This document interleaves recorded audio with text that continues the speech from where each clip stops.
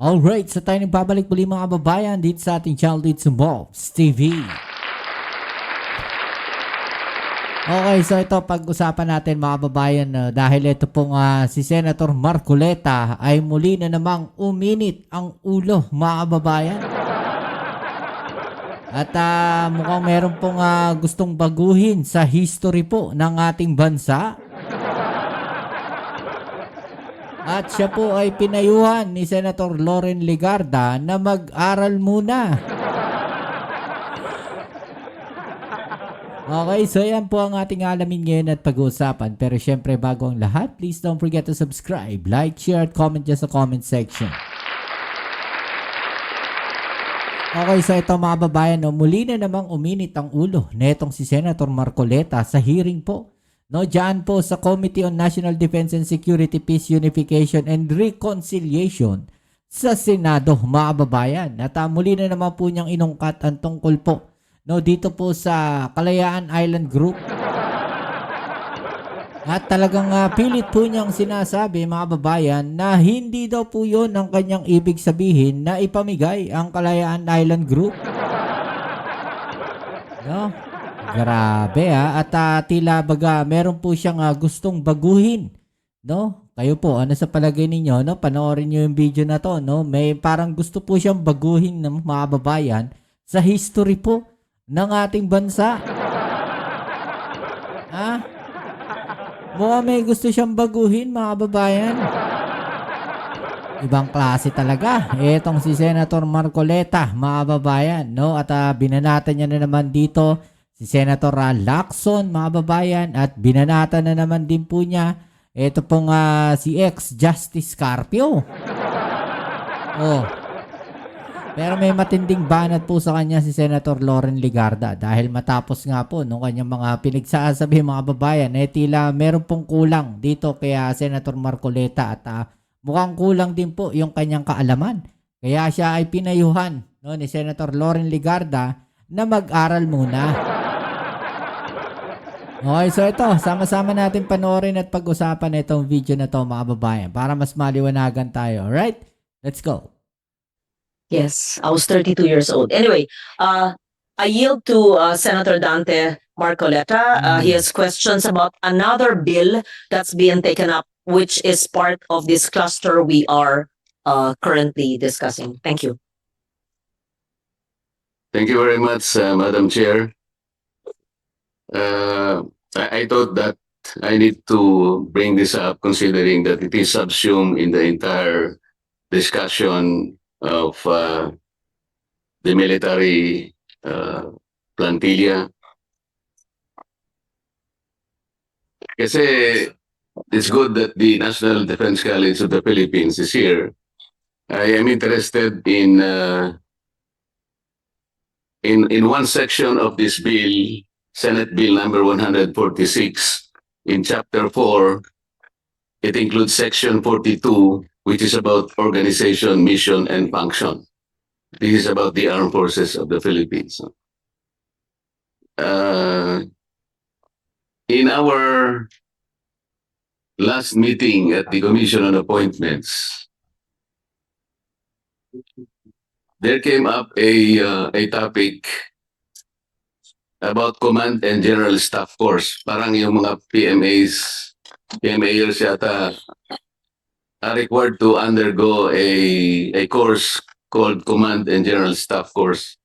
It was mentioned very briefly in that Commission on Appointments hearing where we were Suggestion. about to confirm 34 members of the Armed Forces of the Philippines. Doon kasi lumilitaw, Senator Ping mentioned a certain personality by the name of Tomas Cloma. Tomas Cloma. And he asked the representative of the 34 members of the AFP were about to be confirmed whether he knew about Tomas Cloma. So sa kanilang exchange, Madam Chair, it was pointed out that Tomas Cloma was the one who discovered the Spratlys. Research niya. Okay, so ito mga babayan, actually, hindi ko matandaan kung saan ko napanood to, pero napanood ko po ito, mga babayan. Documentary ko napanood to eh. Knew Mr. Cloma, and I interviewed him as a young journalist. Mhm. His granddaughter is Rizabel Cloma, who was a journalist also. I will have it Yan, ito ata yun yung kay Lauren Ligarta. Siya nga ata yung napanood ko yun. Pero documentary yun, parang ganun. researched when in the 80s or 90s, I interviewed Tomas Cloma, who discovered the Spratly Islands. Mhm. Hanapin I will probably quote from the transcript of that committee hearing, Madam Chair, which is attributed to Senator Lacson about Thomas Cloma. And I quote this. During the Commission on Appointments hearing for the confirmation of ad interim appointments of members of the Armed Forces of the Philippines, last 4 February 2026, a colleague noted that lawyer and adventurer Thomas Cloma discovered the Spratly Islands and occupied them as under res nullius. Whoever discovers and occupies the land is recognized as the owner. Cloma turned over the ownership of the land to the Philippine government. Is this the course adopted, Madam?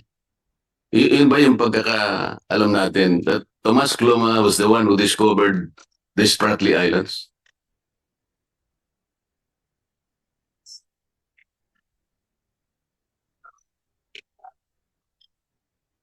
That's an story. Allow me to explain.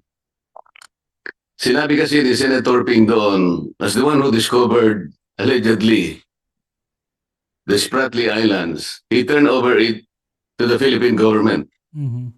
And he said that President Marcos Sr. formalized that turnover. Yun ba yung part ng course? Is the syllabus really very clear on this? That Thomas Cloma discovered the Spratly Islands and it was turned over to the Philippine government because he was the one who discovered it. Yun ba yung history na pinag-aaralan dito sa Command and General Staff course? Kasi ito yung kinuwento ni Senator Ping, and it seems to me that Captain Pilar, who represented the 34 members of the armed forces, confirmed that. I just want to confirm now before you kung talagang ito yung tinuturo sa course na ito. Good morning to our distinguished senator. Yes, If ma'am. I may be allowed to respond, sir. If the statement came from the AFP Command and General Staff College, I believe. No, this statement came from Senator Ping. That's why I'm trying to clarify and have it confirm kung totoo ito na ito ang itinuturo. Kasi sabi nung captain, he took this course in Camp Crame. Sabi ni Senator Ping, when he took this course in 1983, he took it in Fort Bonifacio. So nagkakaalaman sila about this course. But I'm talking about Tomas Cloma. Ito ba yung tinuturo sa course na siya nag-discover and he turned over it to the government of the Philippines? If I may, the General and Staff College, GSC, which I also took, is a different college from the National Defense College of the Philippines. Is the GSC represented here? Yes. Perhaps, Senator Marcoleta, if the statement made to your honor was sa GSC, maybe the GSC would be in a better position to answer if this basic information on the Spratlys is being taught. Yes, that is better, Madam Chair. Yes, Because I rather thought than that the Iba po yung National Defense College. akala ko kasama rin doon Iba sa... po yung General Yun na Staff nga. College. Although, Yun na nga yung sinasabi natin mga babayan. Ayan na naman yung akala ni Marcoleta. No? Ayan na naman yung akala ni Marcoleta mga babayan. So lumalabas na naman dito na kulang na naman yung kanyang pagre-research. Yun yung sinasabi natin sa kanya. Na sana pagsasalang siyang ganyan mga babayan, kumpleto na, may research na siya. parehong alma mater ko. But may Yeah. hindi sa ayaw ko pagsalitain ng ating presidente ng NDCP, pero sabi nyo, GSC ang nagtuturo niyan. Noong panahon ko, ba't hindi tinuro sa akin yan? Kasi alam ko na yun eh. So anyway, Exactly. pakisagot po. Thank Okay, so ito take ko lang dyan mga babayan. Bakit daw sa panahon ni Senator Loren, nung siya nag-take ng course, hindi raw tinuro sa kanya? Okay, so ito lang yung masasabi ko. Baka, depende kasi siguro yan doon sa nagtuturo mga babayan. Baka naman, may mga nagtuturo na hindi yan na pinapasadahan. 'Di ba? Parang teacher yan eh, no? Parang yung mga teacher natin sa math, no? Nag-aaral tayo. 'Di ba? May kanya-kanya silang approach, may kanya-kanya silang diskarte on a certain subject. Let's say mathematics, algebra, trigo, 'di ba? May kanya-kanyang diskarte yan ng pagtuturo. So kung ito man, no, sinasabi nga dito, kung itong si Thomas Loma ay nabanggit do sa ibang kurso, no, sa naituro sa kanila, nabanggit, napasadahan lang ba? No, as part of the history, let's say. 'Di ba? At si Senator Loren Legarda hindi na ituro sa kanila. Pwedeng ganon. No, not into something na lagi na lang itinuturo. 'Di ba? Baka hindi kasama sa curriculum. 'Di ba? Merong a certain subject, kunyari, na history ng West Philippine Sea, nababanggit siya. Pero merong ibang mga nagtuturo na hindi siya isinasama dahil may mga ibang bagay sila na kailangang tutukan. 'Di ba? May mga ganun eh. No, so may mga shortcuts, mga babayan. So it's up to you, siguro nabanggit lang si Thomas na ganun, no, si Thomas Cloma. 'Di ba, mga babayan? Nabanggit lang pero hindi masyadong detalyado. 'Di ba? So etong si Marcoleta, masyadong gusto niya specific. No, at kung mapapansin natin, walang dito, mga babayan, no. Sinasabi ko lang na every time na pag nagsasalita, no, may sinasabi etong si Senator Ping Lacson, lagi na lang kumokontra etong si Marcoleta. Talaga makikita mo may something eh. 'Di ba lagi niyang hinahanapan ng butas si Senator Ping Lacson. Hindi na healthy, mga babayan. Hindi na healthy yung ganyan sa nakikita ko. May something na, may mali na, no? Thank you. Good afternoon. Good morning, Your Honor. For the CGSE class, we only have 7 modules, and we are not aware that if this history is being taught of that included in the module. Our module only consists of international security and military strategies, leadership and resources management, contemporary security challenges, strategic communication, OPART, and joint and combined operations. So let me be clarified. Anong pangalan niya? Ron? Hindi ko po makita yung pangalan niya. Will you please identify yourself? Brigadier General Alexander Gigantone, sir. General, am I now made to understand that Thomas Cloma is not a part of this Command and General Staff course? As I am aware of, sir, none, sir. But I have to check with the course director himself, sir. And I'll get back to you, sir. Yes, because I'd like to inform you that Senator Ping mentioned this during our hearing, and Captain Pilar responded quite quickly that he knew also Thomas Cloma. At hindi siya, kinonfirm niya yung sinasabi ni Senator Lacson because he did not object to the narratives that was fed to us. Sinabi niya, Thomas Cloma is the one who discovered Spratly Islands. Okay, so ito, mga babayan, hindi na magkokomento muna dito. Hayaan natin matapos muna. Panoorin natin to, mga babayan. At dito, no, makikita ninyo na parang may gustong baguhin, no, o tanggalin sa history natin, no, etong si Senator Marcoleta. Okay, so tuloy natin. And as the discoverer, he owns it. So dinonate niya sa Pilipinas, and this was formalized by President Marcos Sr. As a matter of fact, sabi niya, this was also formalized by the arbitral ruling. He was referring to the 2012 arbitration in the South China Sea arbitration. Yes, sir. So wala ito sa course ninyo? We don't have military history module in our CGSE. Bakit kaya niya sinabi na, did you take up your Command General Staff course at Port Bonifacio? Sabi niya. Sabi naman ni Captain Pilar, no sir, I took it at Camp Crame. So parang nagkakaalaman sila na meron talagang Command and General Staff course. And do you know kanya Thomas Cloma? Yes sir.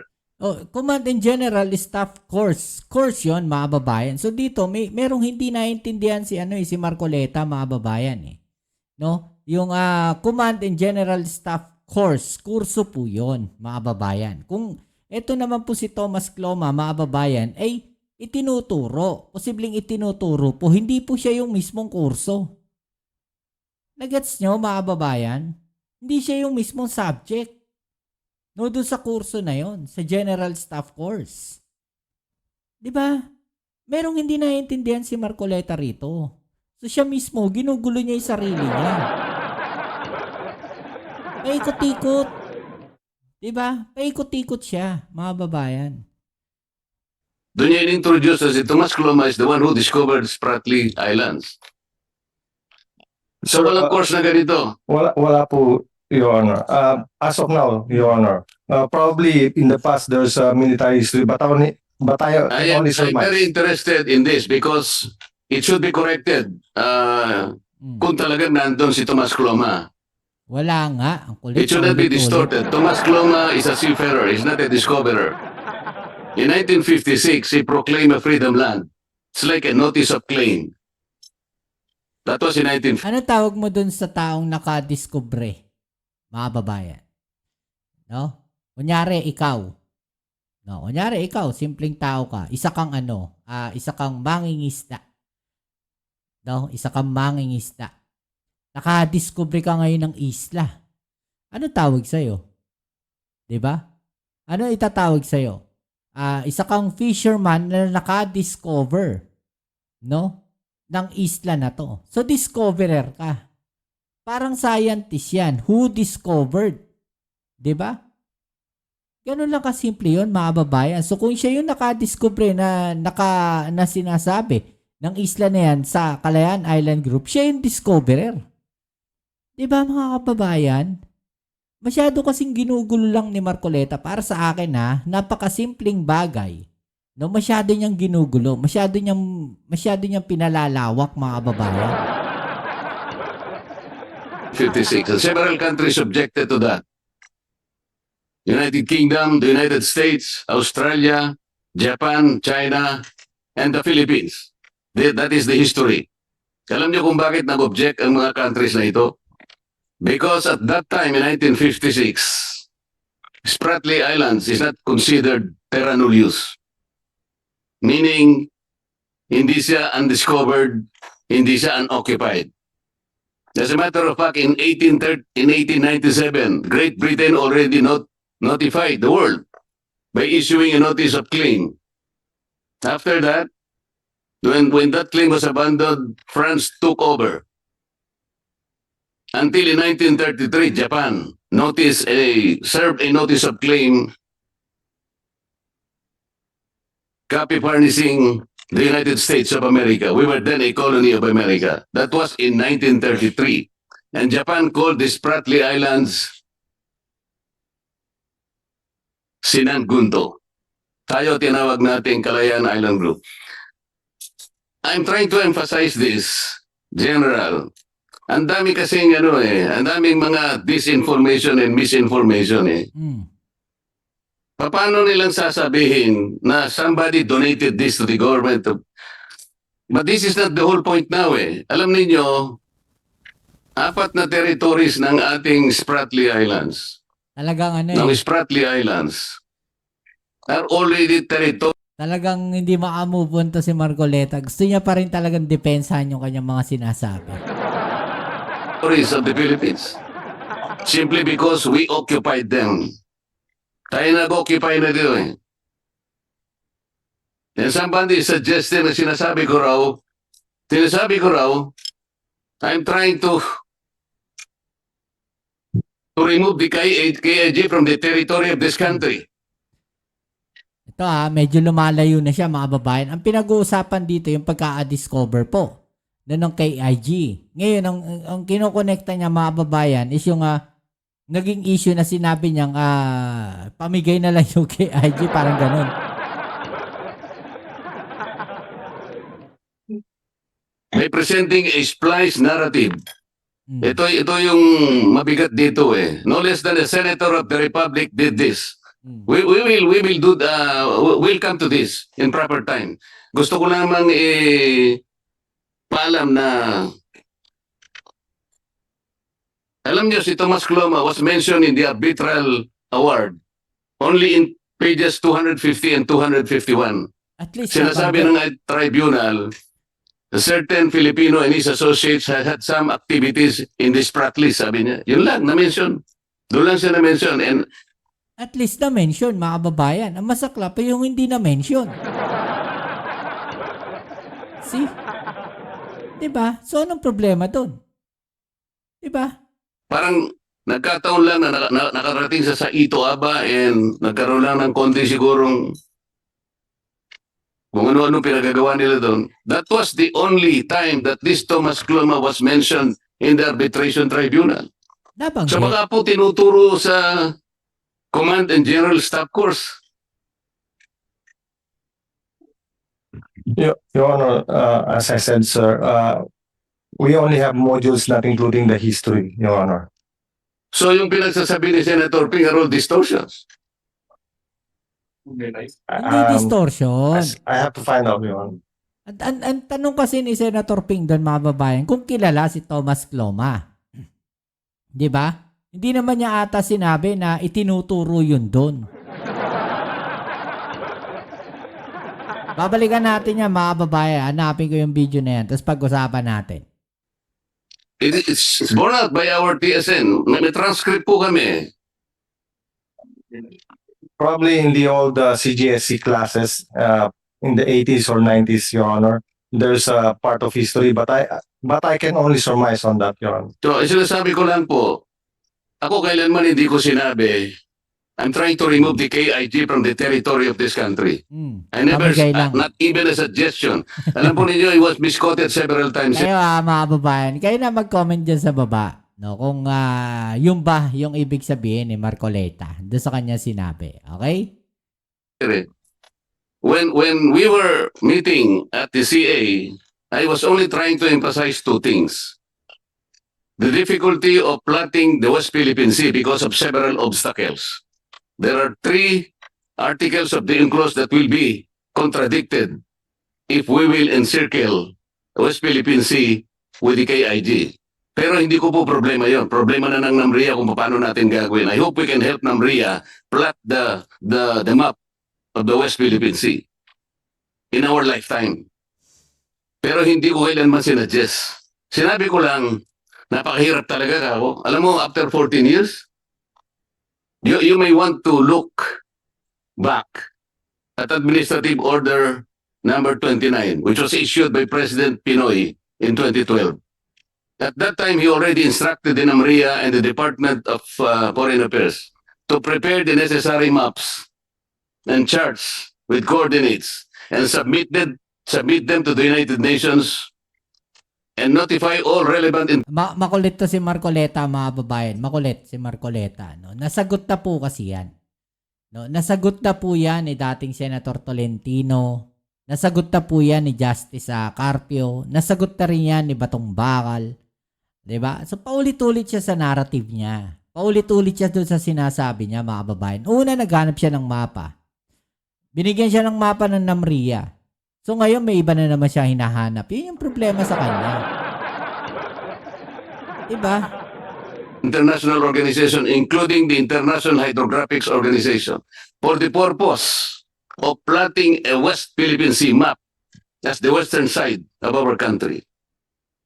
I was telling them, maybe, I just said maybe, the difficulty lies in the several obstacles that they will encounter. Kasi nga nasa high seas na lahat yun eh. I'm not talking about territory. I'm only talking about the West Philippine Sea. How we can encircle that part of the ocean, most of which is already the high seas. Kasi nagbiro lang ako. It was a hypothetical statement when I said, well, Ngayon, biro na lang daw, joke na lang. DDS na DDS yung style eh, no? Nung na-corner na, ngayon, joke na lang. Ganun ba yun? Parang ganun yung pagkakaintindi ko, mga babae doon sa kanya sinabi ngayon na. Di ba? Kasi parang iba yung pagkakaintindi ko sa sinabi niya nun eh. Di ba? Ngayon, ang sinasabi niya dito, mga babayan, na parang biro lang. Ganun, hypothetical lang. Parang joke lang. No, parang si Duterte, pag kami sinabi, no, sa huli sasabihin, nagbibiro lang yun, joke lang yun. You want to give up the KIJ para ma-encircle mo. But that was highly hypothetical. It was not Nako. even a suggestion. Mhm. Sabi ko pa nga kung pwede lang nating ilipat sana sa EEC natin, but you cannot do that. Only God knows. Or only God can do that. So, General, so many times I'm being misquoted by several people, including a retired justice of the Supreme Court. Ito na. In due time, we will meet all them. Hmm. Kasi Bakit hindi naggawa na po ako ng resolution. I will Bakit hindi pa emit yung mga yan? ask the Namria and ask all these people trying to paint me as the villain and they as the national hero of the Philippines. So salamat po, General, sa pagkakasabi mo. And now I am relieved na hindi pala part ng Command and General Staff Course, which was erroneously cited by Senator Ping in our discussion at the last CA hearing. Pinag-usapan lang masyado. Thank you. And I think you should also look into this. Kayo pala yung national, what do you call it? National Defense College of the Philippines, Your Honor. Sana po mag-coordinate kayo kay General because they are also in that course. Baka lumabas na naman si Tomas Cloma, kung ano na naman ang pagsasasabihin nila. So yun lang po yung point why I came in. I'm interested in being able to look at how our armed forces are educated. Ang gusto ko po talagang mangyari rito sa buhay natin, in our lifetime, we should be able to plant the West Philippines Sea on the western side of this country like what Vietnam did. Alam po ninyo yung ginawa ng Vietnam? Nakagawa sila ng Gulf of Tonkin. Now, titingnan po ninyo ang mapa ng South China Sea. The Gulf of Tonkin is there because it is registered in the S-23. What is S-23? What is that? S-23 is the limits of oceans and seas. It is published by International Hydrographics Organization. Naglaban sila ng China. Nanalo ang Vietnam. Now, tingnan po ninyo South China Sea. Meron silang Gulf of Tonkin. But what about our West Philippine Sea? Hanggang ngayon, wala. Dahil hindi ginagawa ng NAMRIA ang sinabi in 2012. Alam niyo, pinalabas nila ngayon, I think, nagpalabas sila. They showed them up. Last Wednesday. Tingnan po ninyo kung anong nilabas ng NAMRIA. It was an administrative map. What is an administrative map? Ano po ibig sabihin ng administrative map, Madam? I have to request your indulgence, Your Honor. I'm not an expert on maritime concerns. An administrative map is a map that delineates the political subdivision of our country. Makikita nyo doon ang regions and the provinces. Ito ginawa nila. Tingnan ninyo, it was published, dated December 2025. That is not the kind of map needed by the United Nations. That is not the kind of map needed by the IHO. It should be a map accompanied by charts with coordinates.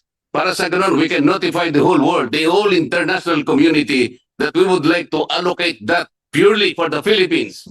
Ilagay natin sa mapa yon. There are obstacles, I know that, but we should work on the obstacles. NAMRIA should work on this. Hindi sasabihin nila na, I'm saying all the difficulties, I'm not trying to isolate anything from our territory. Di ba sinasabi natin? We cannot give up an inch of our territory. Alam niyo kung pahabayan ko lang ang discussion na to? It was the retired justice of the Supreme Court who gave up 242,000 of our territorial sea away. I will prove that in several days to come. Tayo, sinasabi natin even an inch of our territory we will not give up. Tama naman yon, ilalaban natin yon. Pero siya, dahil sa pagdedesisyon niya ng mali, the Republic Act 9522 of 2011, somebody raised it to the Supreme Court on issue of constitutionality. Ang akala ko naman alam niya ginagawa niya. Ang nawala sa atin, territorial sea, Madam, 242,030 square nautical miles. That's more than the area. That's more than the land area of this country. The land area of this country is about 300,000 square kilometers. How much is 242,000 square miles, madam? That's about 629,000 square kilometers. Kaya sinasabi ko, siya yung traidor. Ayaw niyang pag-usapan ito because it happened. Gusto niyang palawakin to. Tingnan natin lahat. Ang territorial sea, madam, including our land area, ito yung ating territory. It was defined by our national territory provision of the Constitution. Look at your 1935 Constitution. Look at your 1973 Constitution and the 1987 Constitution. We did not give up any inch of our territory, including of our territorial seas. The retired Justice of the Supreme Court did that. I'm sorry, I need to say all this. To allay all those false statements and misinformation. Thank you, ma'am. Yes. Did I give you enough time? Yes, ma'am, and thank you very much for the time. Yes, I'm sorry I had to take a call because I wanted to give the time to my colleague to clarify certain statements. I apologize, I did not hear what you said, but whatever he says is what he says. You'll be able to read what I said anyway, madam. I will As of the read transcript. the transcript of records and whatever clarification the good senator has said, I would suggest that you state it in plenary so that it is in record in the plenary session, whatever it has. Then we proceed with our bills. Thank you. So, kayo po, it's never too late to take up GSE. It's never too late to take Masters in National Security. Provided Kasi pati ka na abogado na kayo. provided they will exclude the Thomas Cloma issue. Aba, totoo naman yun ah. Hindi, wala pala sa... Patay tayo dyan, mga babae. Totoo naman yun, di ba? O, sinupalpal siya ni Loren. Aray ko po. General already confirmed it to me. It may not be the classes, but it's historical fact. Mm, In fact, historical pa. sino ang bihasa? Who can give us the historical perspective of the Spratlys? Because when I was a young journalist in the 80s, anong taon yun? Thomas Cloma interview ko. Google him. Tanong kay Jane, ngayon na. Eh, kanino ko po sinabi 30 minutes ago eh. In-interview ko po si Thomas Cloma sa bahay niya sa Quezon City. Tawagan si Rizabel Cloma. Yung apo niyang si Rizabel nandun. But retired na si Rizabel. That was like, I was in my 20s. And I interviewed Thomas Cloma. And we talked about the Spratlys in the 80s. And then, fast forward 1992, I took up my master's in national security at 32 years old. At the Blue Book, one of our exams, in the term paper, was on the South China Sea issue on the Spratlys. Eh, wala pang computer, wala pang soft copy. Handwritten ko yun sa isang Blue Book ko. Mahahanap kaya ng NDCP yung Blue Book ni Loren Legarda noong 1992. Kung meron yun, as early as 1992 po, ay sumusulat na ako about the Spratly Islands. Madam Chair, wala po akong problema kay Thomas Cloma kung ang pinag-uusapan lang nakarating sa Ito Aba, kasama niya yung kanyang mga associates, sabagat naka-record ito sa history ng arbitration. At siya rin naman ay nakapunta sa kanyang mga associates. Very briefly, sabi ng arbitration, nandun siya, pero wala siyang residence doon, hindi man siya nangisda doon. They were talking about the historical rights of who fish in that area, who mine in that area. So nabanggit talaga ang pangalan niya na he had some activities, although briefly, in the Spratlys as well as in Ito Aba. Yun ay hindi natin pwedeng alisin sa history. Ngunit, kung itinuturo po nila na Thomas Cloma ay siyang nag-discover ng Spratlys, ang dami pong bansa ang talagang nag-object. Kaya baka mamamali po yung mga estudyante na magte-take up ng course na yan. Lalong-lalo naman, hindi niya i-donate because paano niya po i-donate? On record po ito, the Philippines is one of those countries who objected kasi nga hindi siya terra nullius eh. Meaning to say, there are a lot of discoveries already prior to 1956 when he declared a freedom land. Yun lang po ang part na dapat wag natin susundin dahil mali yun. Lalong-lalo naman na sinabing dinonate. at yan daw ay formalized sa Presidential Decree 1596. Maling-mali po yun. Kahit Oo. basahin po ninyo yung PD 1596, wala pong sinasabi tungkol kay Tomas Cloma. Iyon po yung lang gusto kong burahin natin. Pag-aari po natin yung occupied territories natin not because they were discovered or donated by Tomas Cloma. Pag-aari natin simply because nandun ang mga tao natin and we have effective control. Under public international law, kung sino merong effective control, siya yung may-ari. That's the status now. So huwag nating sasangkot si Tomas Cloma sa mga bagay na hindi tama para sa kanya. So yun lang pong i-correct natin. Let us cleanse the part of that course na pinalalabas na discoverer siya at dinonate na at pinormalize ni President Marcos in his presidential decree. That was all wrong. That is historical distortion. Okay. I think that is very, very clear. So, yun po yung General. sinasabi ni Marcoleta. Thank you po. So, nakikinig. Hindi. Kasi Alright, so yung mga babayan, ano?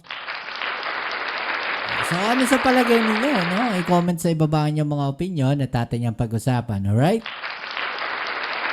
So yan muli, maraming salamat sa lahat ng mga patuloy na suporta dito sa ating channel. Kita-kits po tayo sa ating next video upload. Ito muli ang inyong Kuya Mobsit sa Mobs TV. Peace. I'm out.